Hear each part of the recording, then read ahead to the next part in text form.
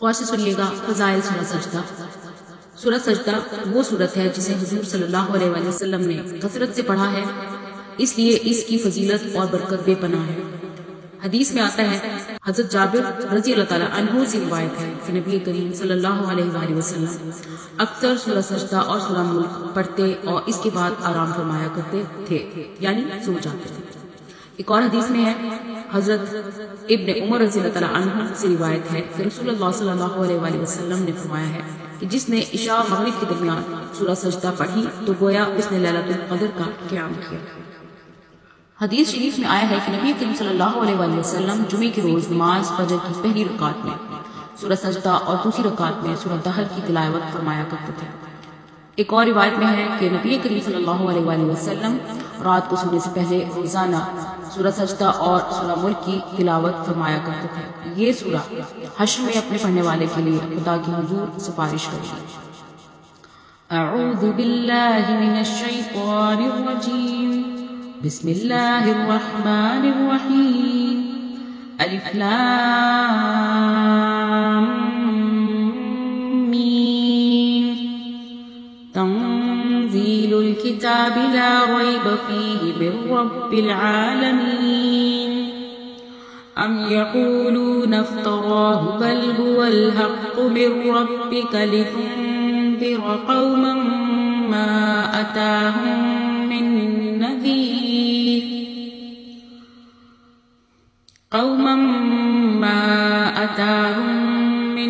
नज़ीर मिन क़ब्लिक लअल्लहुम यहतदून।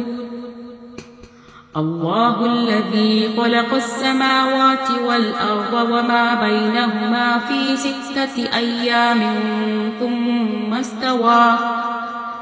ثم استوى على العرش ما لكم من دونه من ولي ولا شفيع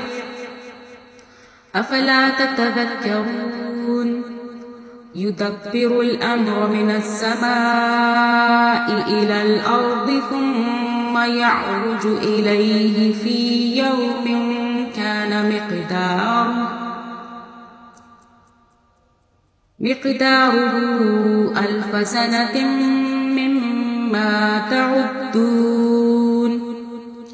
ذلك عالم الغيب والشهادة العزيز الرحيم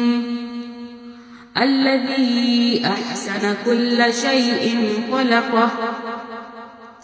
وبدأ خلق الإنسان من طين ثم جعل نسله من سلالة من ماء مهين ثم سواه ونفخ فيه من روحه وجعل لكم السمع والأبصار والأفئدة قليلا ما تشكرون وقالوا أإذا ضللنا في الأرض أإنا لفي خلق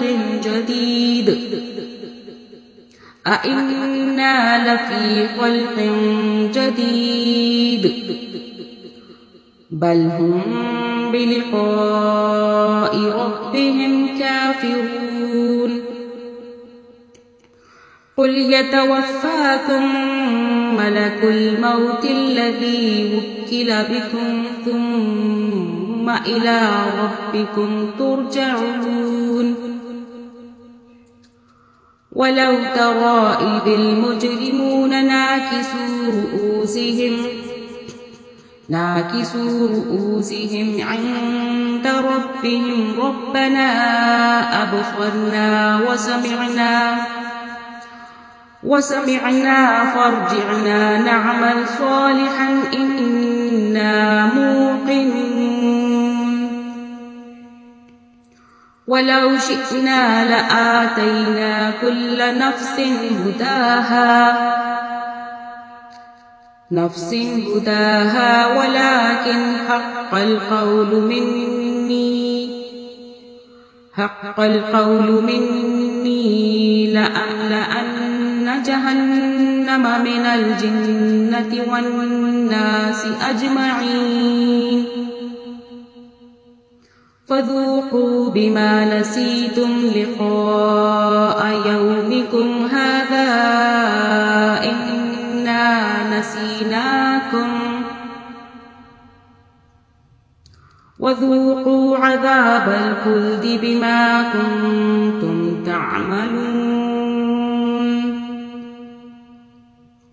إنما يؤمن بآياتنا الذين إذا ذكروا بها خروا سجدا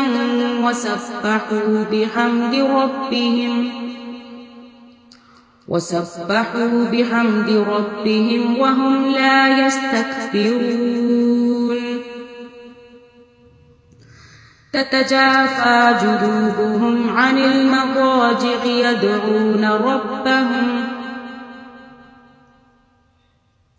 يدعون ربهم خوفا وطمعا ومما رزقناهم ينفقون فلا تعلم نفس ما أخفي لهم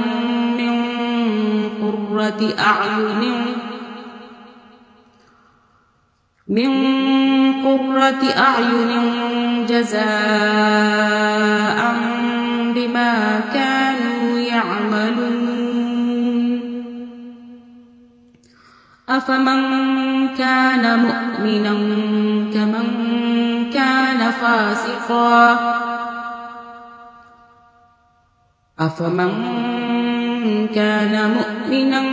كمن كان فاسقا لا يستوون أما الذين آمنوا وعملوا الصالحات فلهم جنات المأوى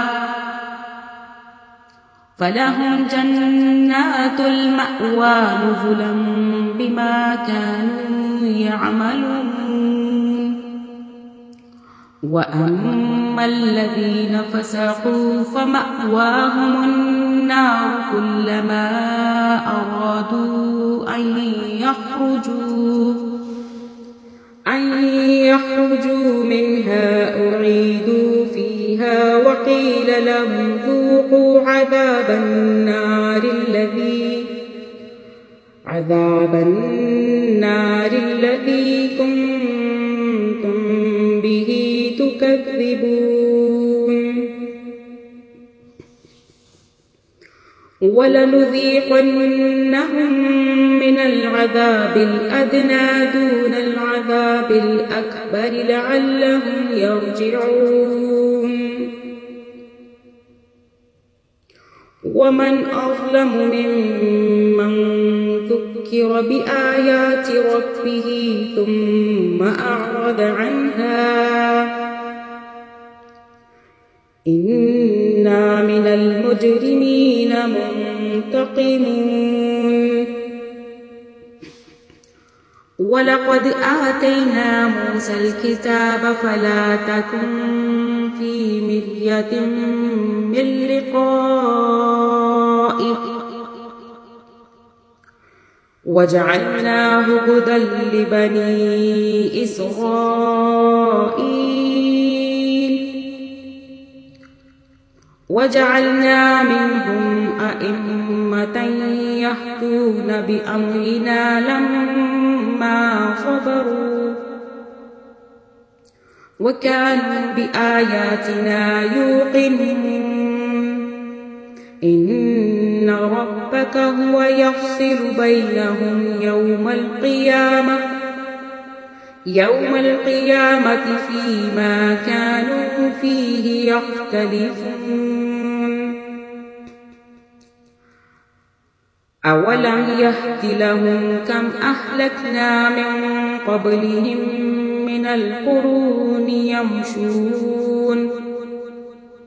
من القرون يمشون في مساكنهم إن في ذلك لآيات